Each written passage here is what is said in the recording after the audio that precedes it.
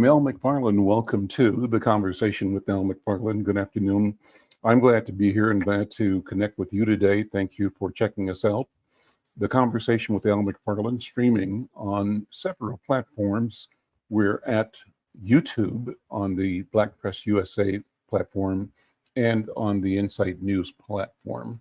We're streaming on Twitter, X now. We're streaming on LinkedIn and on several Facebook pages. We'd love for you to share the stream with your networks, with your contacts, both for the live stream, but also the archive. Keep the conversation going. Our goal is to build audience, subscribers, people that are connected to the conversation, connected to the vibe, the energy that we're bringing to community, and who see themselves as part of it, who want to build it with us. So how do you do that? Go to the YouTube Insight News MN channel and simply become a subscriber. Hit the subscribe button. You get notifications when we go live. There's a notification bell, I think, too. You might have to click that. But share, like, and tell everybody you know that we are having what I call robust conversations here on the Conversation with Al McFarlane. Well, today is 9/11, big day. And I remember where I was behind a microphone doing this program, one of the early iterations of it.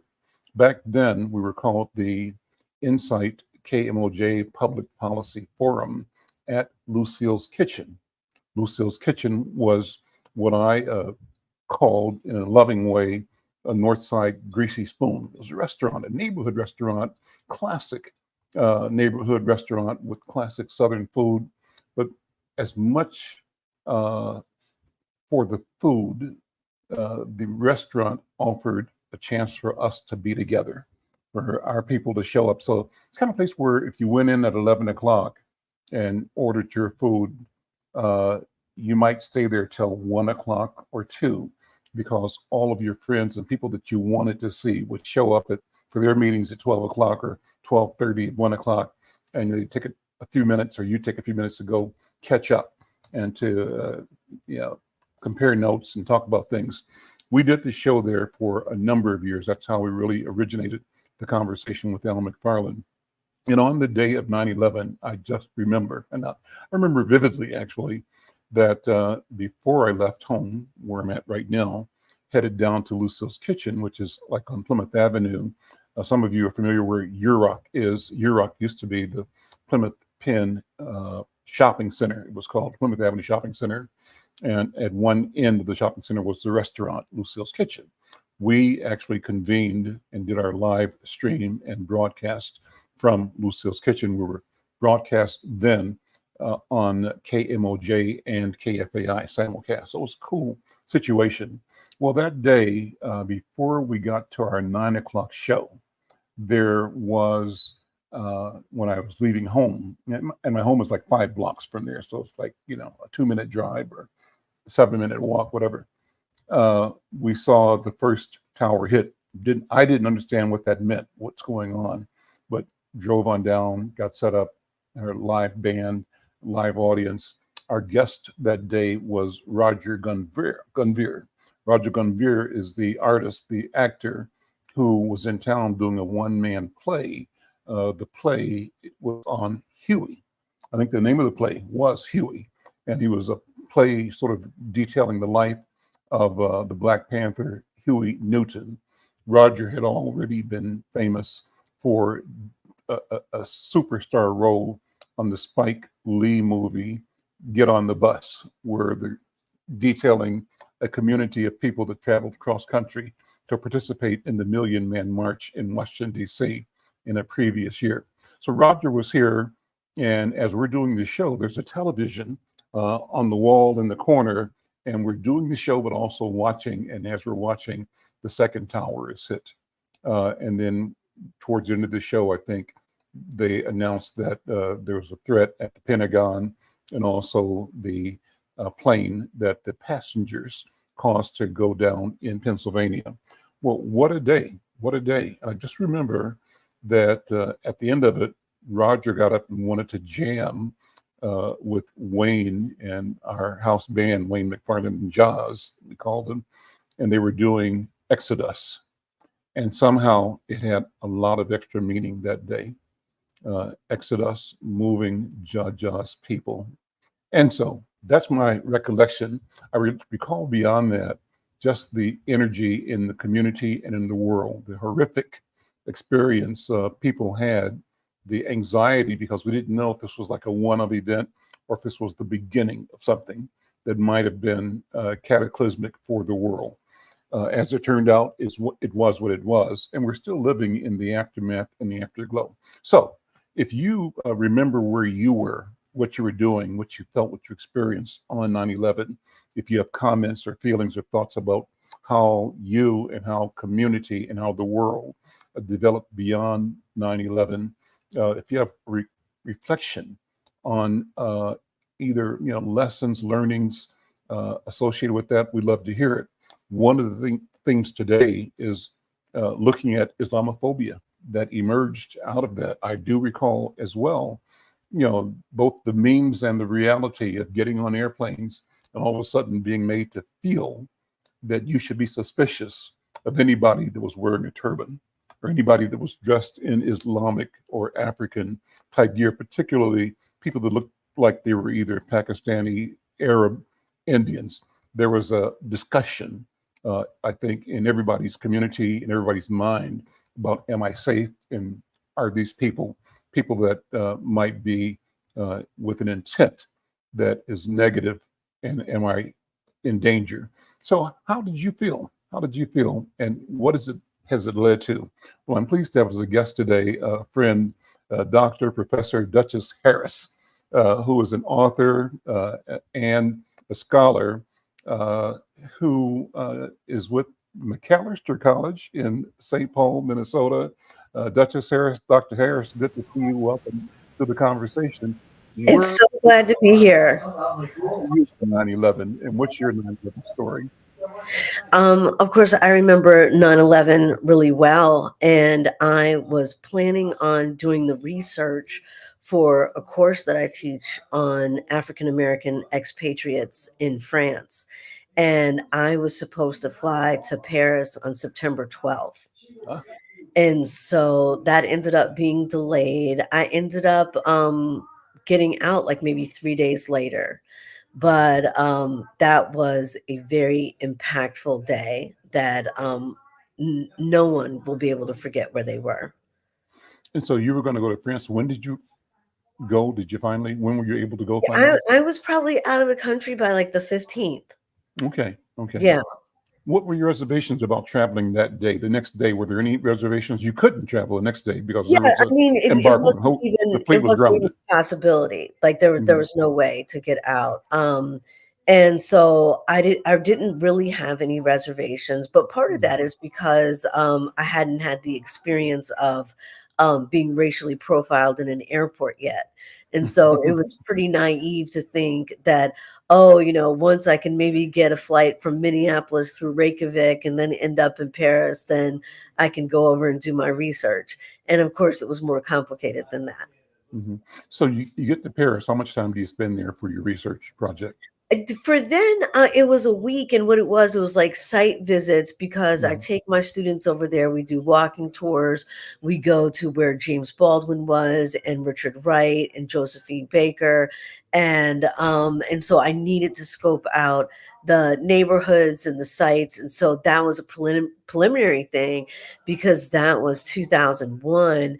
I started doing that trip in 2002, and I've done it 5 times. Hmm. And so while you're on the trip, do you have recollections about discussions you had with anybody, even your email with your close family and friends and colleagues? What was the discussion about what happened to the The world and what happened discussion to the country? Yeah, the discussion was once I was in France, everyone asking me if I was American or Canadian. Mhm. And when they found out that I was a US citizen and just asking me how I felt about the event. I remember now I had some trepidation if I'd be able to get back into the country because you just didn't know what was going on. But yeah, there was deep concern everywhere. Mhm. And Did you notice an immediate concern about Muslim people? Oh, definitely, So definitely. describe the feelings that you might have had or that you think people had in the community and what the society seemed to be allowing to bubble up in terms of a national sentiment or a national paranoia. I think that if you were identifiably from that region of the world, you felt very concerned about traveling. It was very hostile. I remember that that semester I was teaching at McAllister, and I had a student whose name was Osama bin Laden. Oh boy. And he got so many death threats, he ended up withdrawing, and he did not return to the college. Hmm. That's amazing. And long term, as you look back over the experience, how would you say our country and the world have handled our awareness, our acute awareness of difference, but also, you know, how we have to be with each other despite those differences? Have we grown? Are we growing? Or are we I think still I think mired in we a sense of, opposition and fear? Right, I think we are growing, but I think that there still is a tremendous amount of Islamophobia, and I think that there is, a sense of being concerned about difference, Mhm. right? And how people are different from you depending on who you are, and, just the trepidation. And so you watched last night's debate, I'm sure. I did. How does that sense that we experienced in 9/11 uh, evolve into the discussion of Americans' borders and immigration policy? Do you make a connection? I was both disgusted and amused by the responses and the vitriol from former President Donald Trump, particularly accusing Vice President Kamala Harris about dropping the ball at the border. But that plus his statement about Haitians, Yeah. all of that adds up to racialization uh, as a policy that he represents. What are your thoughts? Yes, he became very hostile during the debate, and his position on wanting a wall and his accusations about immigrants were completely inflammatory. um, I wrote down that he said that, these people are leaving prisons, leaving jails, insane asylums. And then he returned to the accusation of taking jobs from African Americans. And then, of course, Haitian immigrants will eat your pets, they'll eat your cats and dogs. To the point that actually one of the moderators had to say, no one is eating anyone's pets. And he said he saw it on television. So it must be Exactly. true, right? Yeah, it It was really must be it crazy. must be true. Well, let's take a few minutes and sort of walk through the debate last night as you saw it, and I can share what my thoughts were. I've been watching the reports all night long. I sat up and watched Roland Martin, and Okay. he had members of the CBC on doing a post-debate analysis. He had one set, and then another set that didn't stay because it went long. Then he Mhm. had his regular people, Dr. Greg Carr, and who else was there? Um, People I know from their faces but not all their names responded to the debate. I've watched the shows this morning, and the sense is that Kamala Harris did a marvelous job of announcing herself, presenting herself, defining herself to people that she might not have been, really well known by. All the news had been people didn't really know Kamala Harris. They knew her as the number two person on the Biden ticket, but they didn't have a picture of her and her voice. The reports last night and this morning seem to suggest that she really presented herself in a way that was both elegant, refreshing, clear, comprehensive, and confidence building. She Mm. showed herself capable of managing and uh, communicating Hmm. her ideas, and even in the face of the vitriol that we saw uh, Donald Trump present. What were your thoughts on that? I think that the ultimate goal for her was to present herself as presidential. And Mm, she did that. She had a commanding presence. She had extraordinary knowledge. I thought her answer about the questions about Ukraine were mhm, spot on. She was able to show the country that she actually has been in the Situation Room. She's familiar with working with NATO. She had a very clear position, whereas former President Donald Trump would not say that he was supporting Ukraine to win the war. He also tried to say that she was aligned with Putin, and she was able to dismiss that by saying that she's actually never met Putin. And mhm, so I think that she did well for people who have not been exposed to her positions on foreign affairs, that she actually has been very involved in global politics, because that's not necessarily the role of the vice president, but she has a track record. And so I thought that was very important. She also addressed the question of Palestine and Israel, and I believe President Trump attempted to paint her as a person who hated Jews and the Right, Israelis, and he also said she also hates Arabs, and right. but his whole idea was disinformation, uh, and dissing. Um, but she turned that around like nothing. What were your thoughts when she did that and when he did Well, that? I thought she was able to turn it around so quickly because it's not based in anything that's actually accurate. So he Mhm. came right out and said that she was anti-Israel, and he's doing that to try to cultivate the Jewish vote. But it does not take into account many important things. First and foremost, we all know that her spouse of 10 years is Jewish.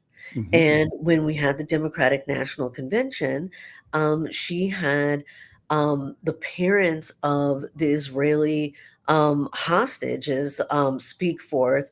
Not only that, less than 2 weeks after they spoke out, sadly, their son was killed. Mhm. And so there's no way that anyone could say that she was anti Israel. Mhm. So that was one that and I think she properly talked about his worship of dictators in the world, Right, and right. and I think one of her lines was, you're cozying up to Putin, but he's Hmm. going to eat you for lunch. I thought that Right. was a great zinger. What do you think about that? I mean, I thought that was fantastic, particularly since he tried to say that Putin was supporting Harris partly because Putin was threatened by Trump. And history tells us that that is not what is true. History tells us that they have been in collaboration for years. She, I think, systematically accused him or revealed him or charged or pointed out all of his failings and all Mhm, of his character failings. But she did it kind of one by one with scenarios around it. So she talked about him being a weak person. She mhm, talked about him being selfish, about him being not interested in the Constitution or the rule of law.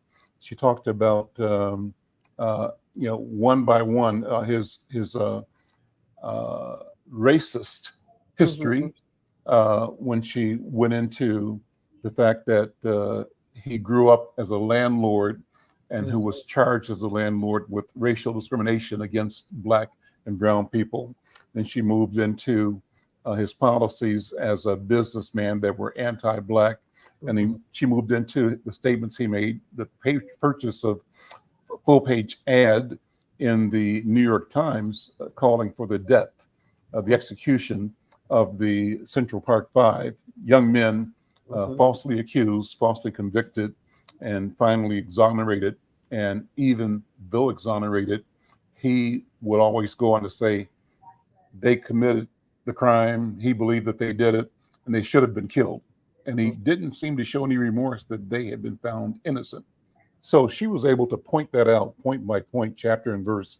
I thought that was very effective. I mean, it was effective because she put him in a position where he actually would not express any regret about January 6th. And that was one of the questions from the moderators.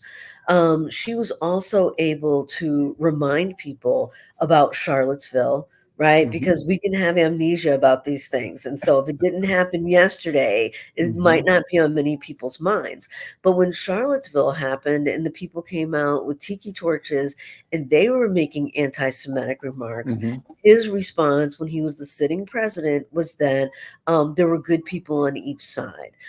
She also reminded people about the Proud Boys. And so all of these things, even though they're recent history, there's so much going on in people's lives that I thought it was important that she tied these things together. I do not think that he was successful in trying to blame Nancy Pelosi for January 6th. I think even Republicans and undecided people would not have understood January 6th like that.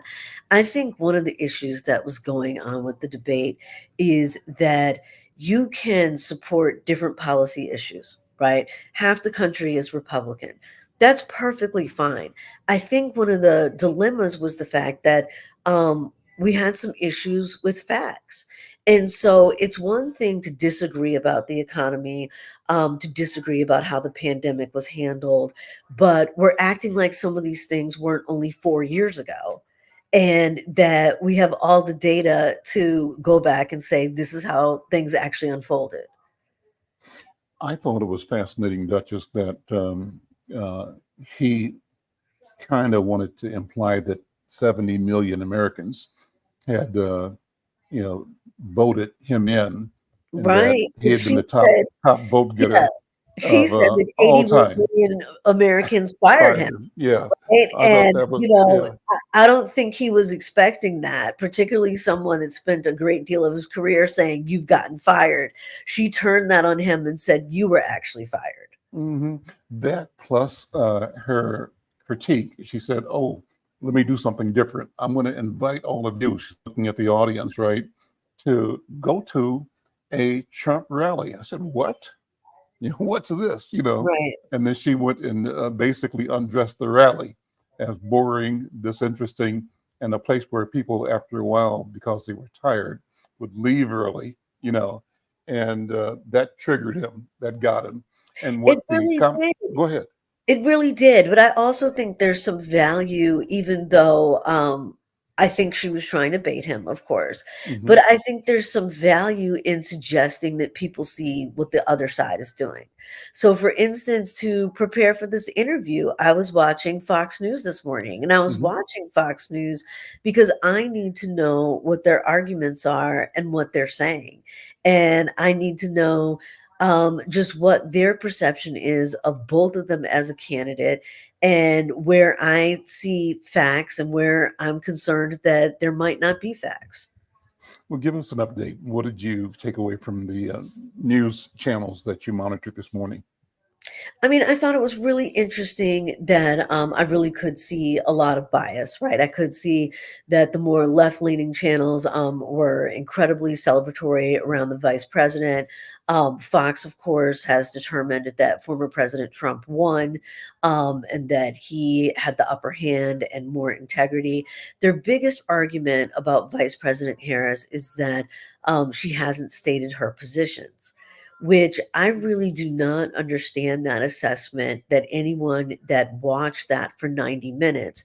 She was perfectly clear about her position on abortion, which Hmm. means she's distanced herself from President Biden, who is a Hmm. Catholic, who didn't even like using the word abortion. Hmm. And she put Trump in a position that he did not want to weigh in on abortion, and backtracked some of the things that he had said previously.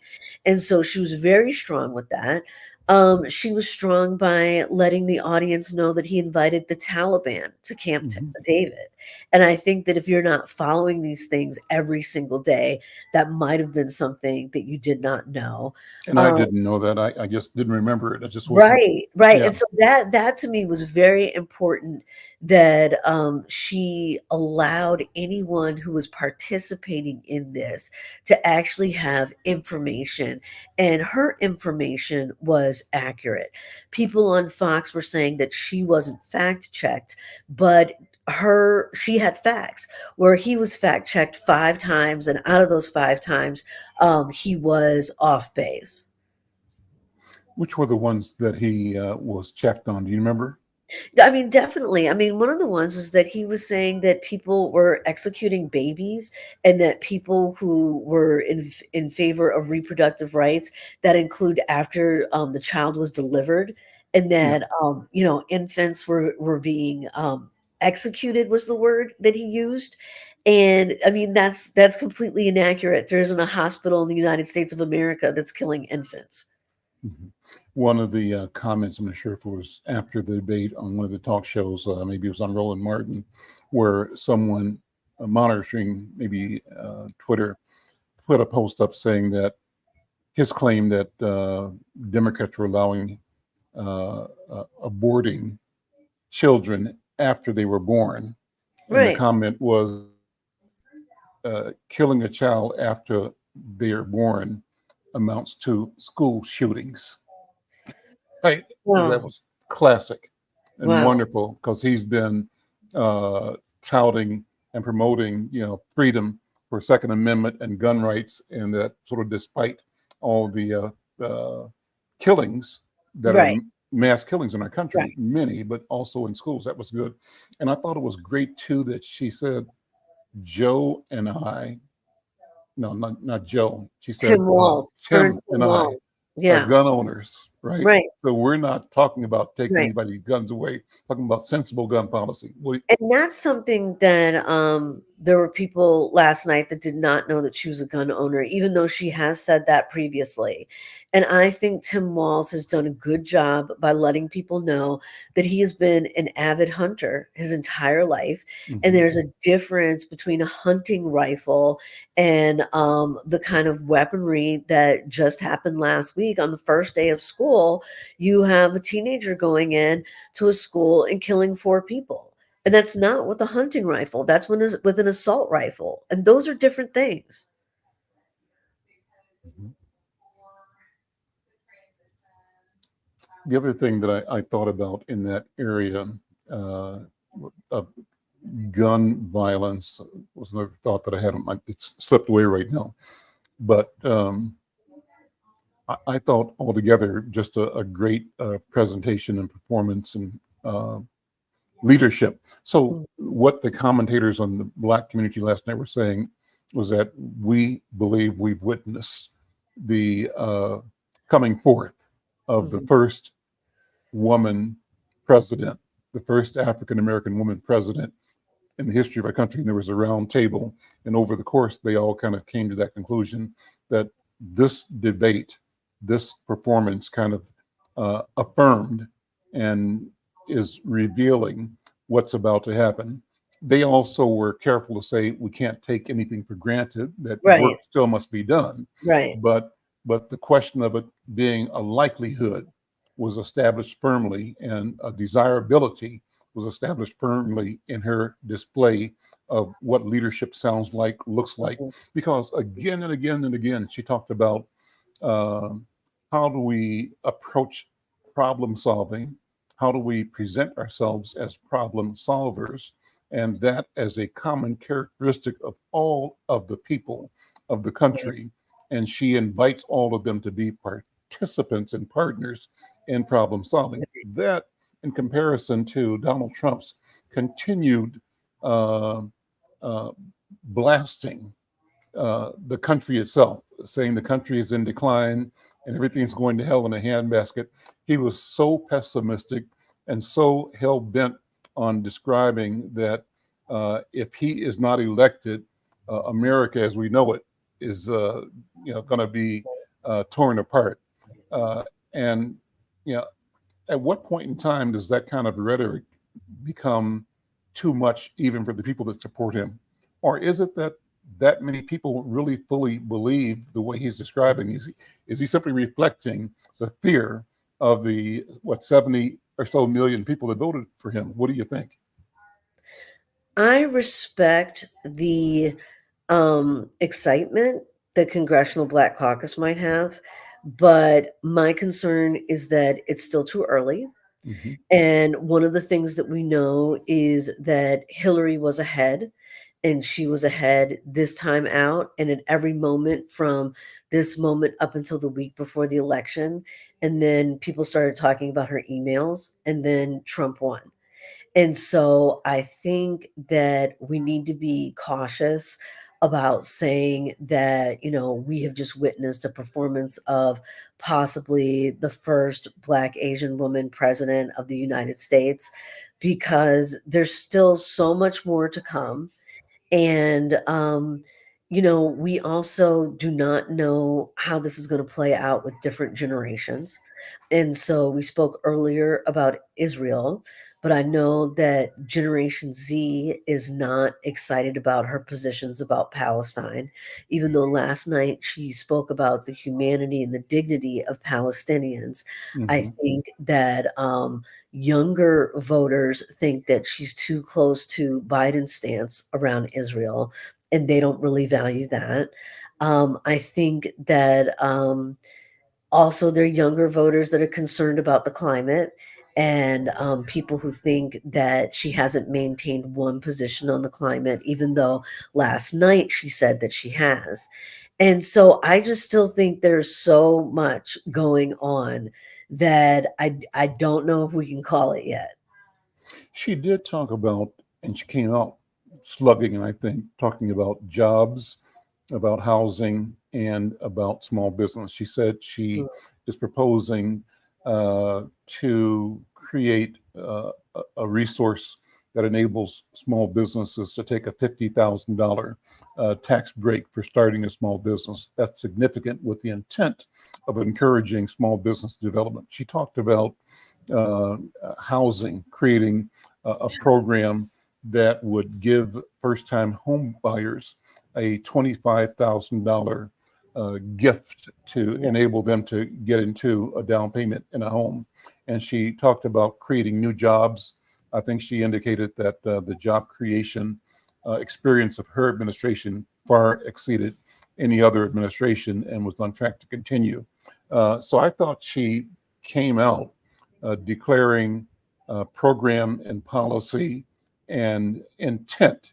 Mm-hmm. And so it kind of Hmm.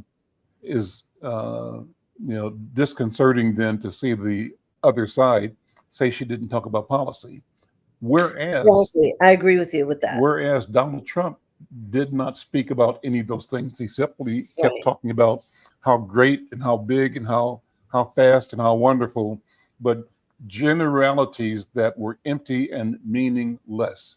And apparently, what he's learned is that that's kind of what his base wants to hear, Hmm. is a generality from which they can deduce, their own details.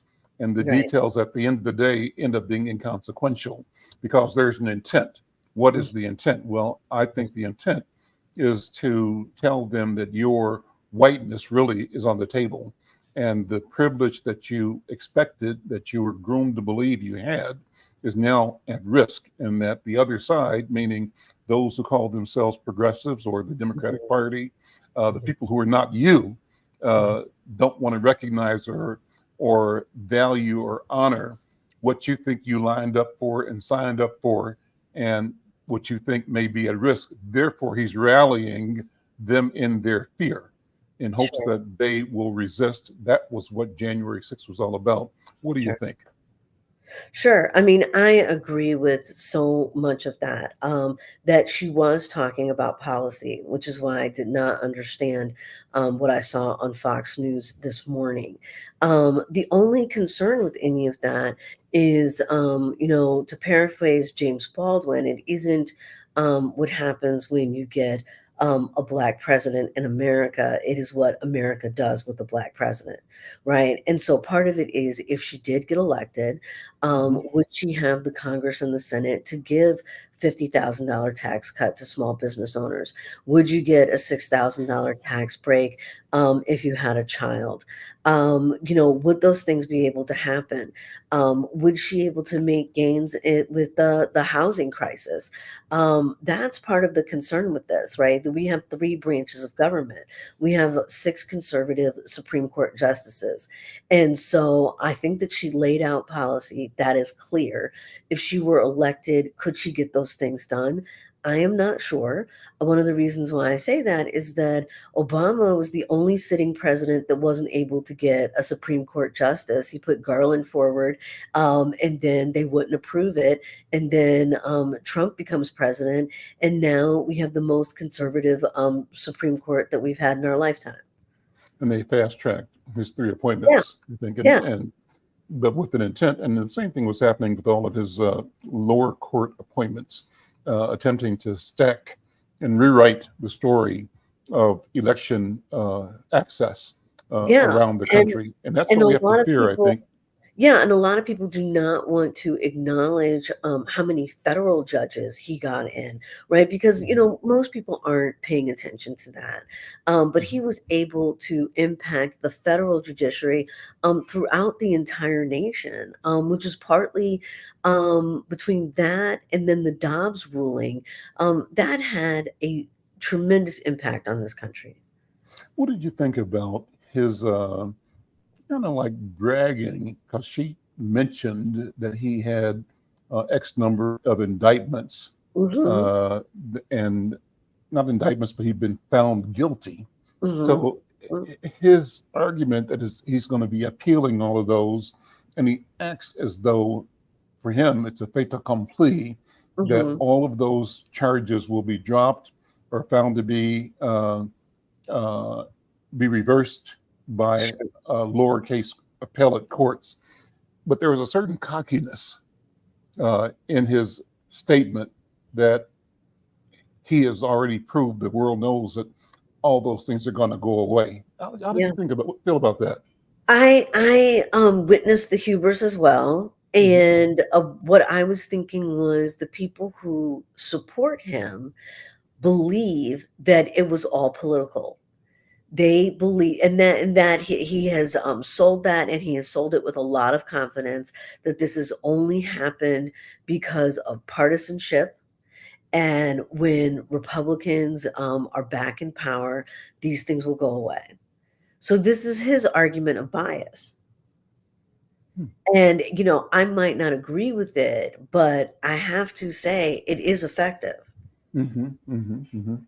And so uh, it didn't come up last night, but what's in the back of my mind all the time is discussions I've had with my friends and colleagues about the 70 million people that Yeah, voted for him. And my fear is what I am taking from the dog whistling that he does all the time, suggesting that if he is not able to prevail, in his words, there'd be a bloodbath. sure. And that, and so then people start talking about, well, they're talking about some kind of armed insurrection. Well, then was January 6th a trial run? Was it practice? Or what is it? And do we actually think that there are enough malcontent, discontent, or even true believers, let's give them benefit of the doubt, Mhm, who believe that their sense of democracy and their place in it is at risk, and mhm. therefore they are prepared to bear arms against other Americans. Who are the other Americans? We could say loosely, generally, broadly, the 81 million who fired him. But you Sure. could say, really, our history tells us that our people, Black people, become the brunt and the symbol of change and of what white nationalists fear, Mhm, and, mhm. and have demonstrated their ability to visit with violence and with legislative uh, uh, murder as well. What do you think about that? This is why I am cautious, right? So I understand the excitement of most Black Americans. Most Black Americans of my generation did not think in their lifetime that they would see a candidate like Vice President Kamala Harris. And people did not think that up until the day that it was announced. And so I understand that. But when the moderators asked last night about the transfer of power, this is what makes me cautious, right? We have already seen the violence. And so, one thing I want us to think about is that What did he say? I can't remember exactly. I remember the question, but I don't he, remember well, if he answered the he question or not. acted, of course, he did not answer the question, but in not answering the question, it was partly, but how could I not win? Like that was his stance. That's And right. so, I don't even have a concern about the transfer of power. But this is a moment for us to go back to even the Reconstruction era. Mhm. So, my dear friend and colleague is Jelani Cobb, who is the Dean of the School of Journalism at Columbia University. And he gave a talk at McAllister in 2016, the Friday before the Tuesday election. And Mhm. he predicted that there was going to be Obama backlash. You can imagine that because McAllister is left leaning, people in the audience did not particularly want to hear that. And less than a week later, we all understood that Trump had won. Well, Jelani is trained by David Levering Lewis, who won a Pulitzer for his biography of Du Bois, right? He is a historian. And what he knows is that when Black Americans make gains, shortly after that, you get the lowest point, which is why you talk about Reconstruction as the nadir, the lowest point. So Black Americans were delighted that emancipation happened. No one really predicted how difficult Reconstruction would be, right? We were delighted with civil rights and Black power. No one could predict the pushback from Reagan Bush. And so once again, if Vice President Harris wins, I am sure the majority of Black Americans will be delighted. Will there be smooth transition of power? Well, Biden's ready to hand it over, but what do we do with the Trump supporters? And I think that if we don't consider that, we are kidding ourselves. So what does history tell us? I mean, let's go back through those History, things. history tells us that this could possibly be violent, and I want people to know that I'm not coming at that as a pessimist. I'm coming at that as someone that has done this academic work for 3 decades. And so, if it could be violent, how would that show up? What would be the how would you both note it or be able to notice it, predict it, or protect yourself from it? You know, so I grew up, Duchess, in the era where we were talking about Black Power and power to the Mhm, people, and mhm. quoting Chairman Mao Yeah. and the Red Book, things like that. But in all of that, there was still this thing of the numerical impossibility, even though we talked about asynchronous, Sure. engagement or warfare. The numerical reality pointed to, in a situation of violence, a capacity to commit genocide against a people, in Mhm. this case, our people. And to have that fear is not unreasonable. Sure. And so What I'll does ask history you, tell us? So, yeah, so, I'll so ask you a question as someone, you were an adult during that time. mhm, And so I will ask you, when people were excited about Black Power, mhm, could they predict the war on drugs? Could they predict mass incarceration? Because we did not get mass incarceration until the 80s. And so mhm, this is what I mean with the backlash. mhm, You get, Brown versus Board, Rosa Parks, then you get Little Rock, Arkansas. Then after that, you get the March on Washington. Then you get the Civil Rights Act. You get the Voting Rights Act. You get the Black Panther Party. Um, and then you move into, the 70s, and after Woodstock, free love, all these things, Black people are thinking, okay, we're in our moment.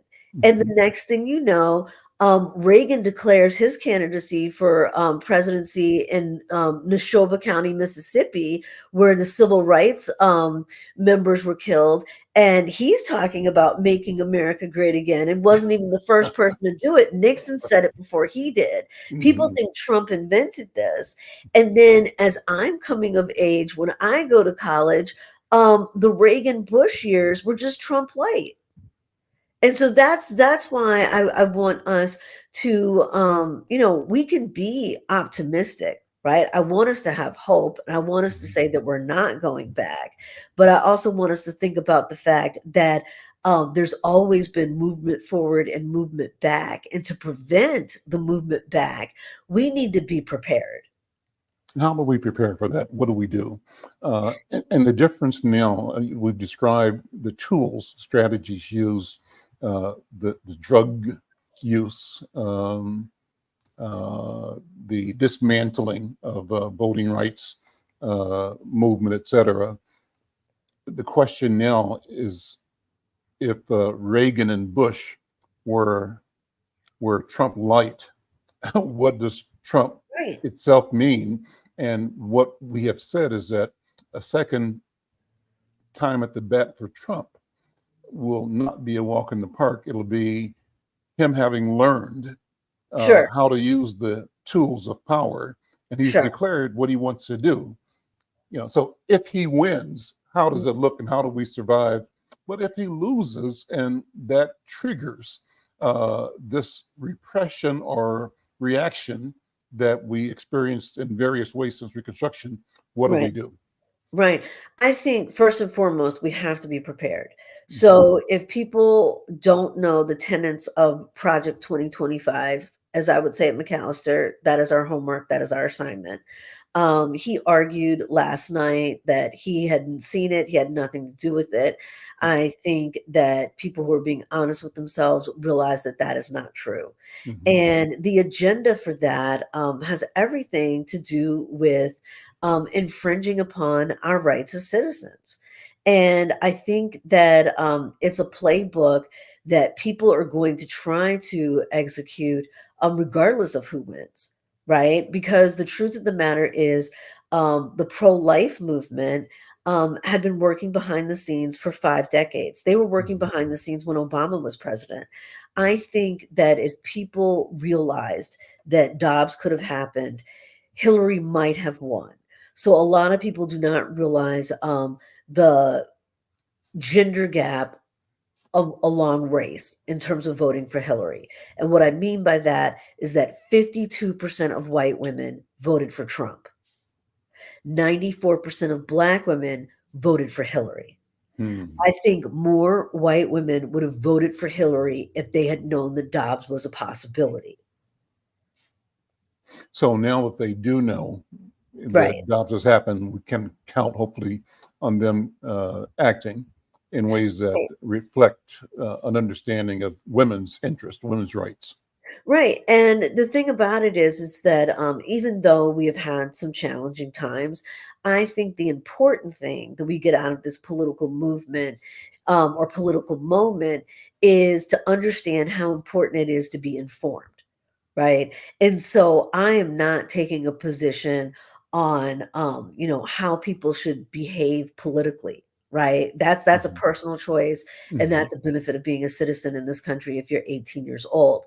But I think that if you have political behavior without information, that is dangerous. And I think we've learned the hard way. I another thought. This is a pivot a little bit.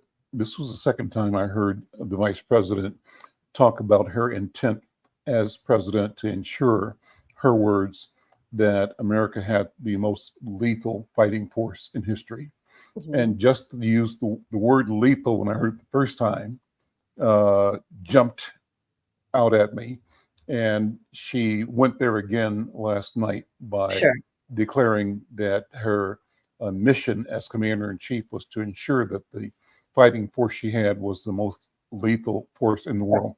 What does that mean? And what does it do for you? What does it mean for her? I think it signifies her acknowledgement of the awesome power of destruction that our military and that world militaries possess. And it reflects a fearlessness and the belief that we can manage having that capability, but not destroying the world. Mhm. But it's okay to have it, that in fact Mhm. we need it. What do you think? I think this is partly about gender. And the reason why I say that is that one of the reasons why some Americans were hesitant around Hillary Clinton is just a discomfort with a woman being commander in chief, right? Mm, There are left leaning Democrats that are not going to be pleased that she is so, you know, pro empire, right? But I don't think there's any way in the world that a woman running for president of the United States cannot have a pro empire stance. If she would hold on to that, if she were elected, we can't really predict that. But I think in terms of a campaign strategy, that's really the only position she can have. and so, on the question of empire, how does the question of empire fit into the notion of liberation for Black people in your mind? We've had an ongoing, look at our progress Mhm, from contact with the Europeans, mhm, enslavement, freedom from slavery, mhm. Jim Crow, and the struggles up to now. And a subset of that, two subsets. One is how do we make America ours in a way Right, that it respects and we, benefit from it. Another subset is that we, in doing so, change how America lives up to these powerful and beautiful ideals. And if America does that, what difference and how different would the world be? And the third subset, this is mine, is that uh, a difference between then and now is our capacity to be connected to each other in sure, a global way that we haven't been sure. before. So, what are your thoughts? I think that this is going to be the responsibility of Black citizens. And the reason why I say that is that in President Obama's first term, most Black Americans were hesitant to push him.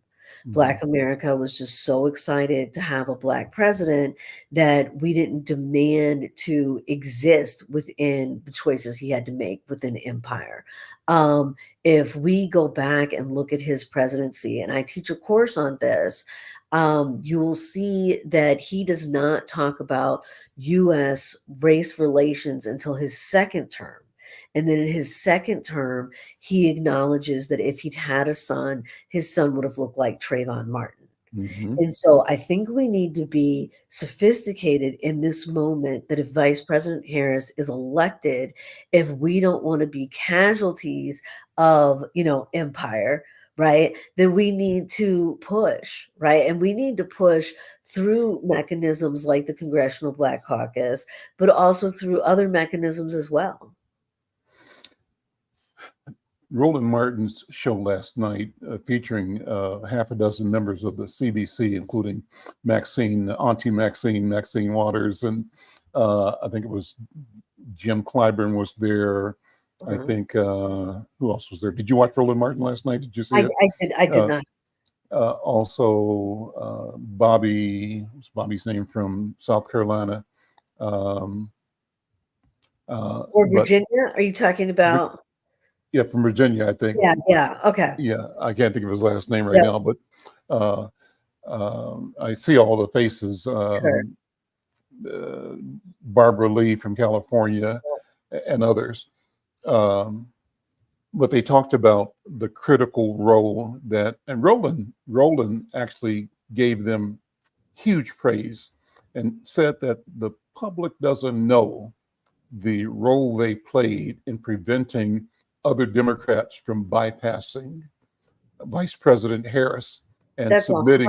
100% accurate. That is 100% accurate. If it weren't for the Congressional Black Caucus, we would have Gavin Newsom. Talk So about that. they did this. What happened and how did it work? What's the behind They the scenes they story? did this. I mean, part of it is, the utmost respect that we should have for Congressman Clyburn, right? Mhm. Congressman Clyburn said years ago, excuse me, Mhm. that Black Americans needed to be appreciated for the role that we had played excuse me, I've been trying not to cough for an hour, in the Democratic Party. You need to get some water. There you go.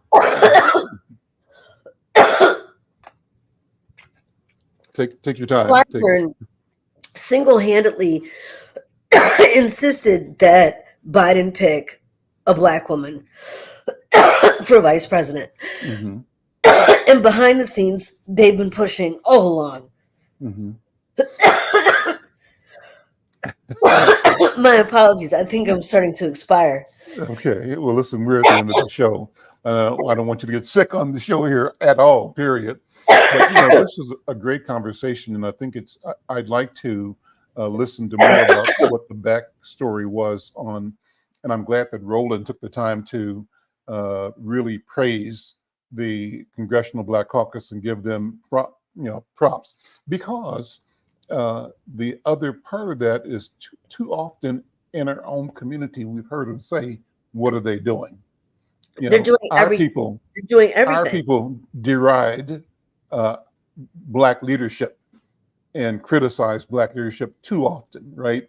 And they're doing everything, and they're doing a lot, right? Yeah. Mm-hmm. And I mean, I think that if people really understood the influence that Black people have in politics, it's coming from Stacey Abrams, who doesn't even have an elected role, but has worked on voter suppression in Georgia. And then in terms of, if you think about the Senate, if you think about governors, you think about the Oval Office, the real power we've always had is in Congress, because we've had numbers in Congress, and they've been able to vote in a block and influence all of this. And so I think we need to be incredibly celebratory. And, your original question was, how do Black people not get left behind, even if Vice President Harris wins? And that is by paying close attention to the Congressional Black Caucus and making sure that they push for what would be best for most Black Americans. And what's cool, Duchess Harris, is that this awareness about the power of the cohesive work, collaborative work of Congressional Black Caucus, we're seeing that really work out in Minnesota as well. Exactly. Black and BIPOC legislators have been instrumental in a massive transfer of opportunity and wealth to Black and other communities of color, and they're doing it with a sense of bravado and confidence that is necessary, and that doesn't seek approval of white people. They're doing it because it's right. And I mean, one of the things that I will close out on is that when Tim Walz was in Congress, he was representing rural Minnesota, where there are not many people of color. When he became governor, it was the Black people on the ground in the metropolitan area, elected officials. It could be city council, state rep, state senator, or activists that made him have a certain kind of response once Philando Castile was killed. And so that was awakening to him. And so the power of, collective Black voices is what we need, and has been useful in every capacity. Duchess Harris, thank you so much. What a wonderful conversation. Good to see you, my friend. Let's keep this conversation going between now. I would love to, let me just throw the idea out. I was so impressed with the two calls that were made, one by the Black women that raised a couple of $1 million, and then a few days later, Black men use social media. I wonder if it would be possible to do Black men and women together in Minnesota on a call where people had a chance to show up and give money. You should lead that. I think you should lead that. Let's talk about that. I think it's worth doing, and I'd be interested in doing that. I'm Al McFarlane.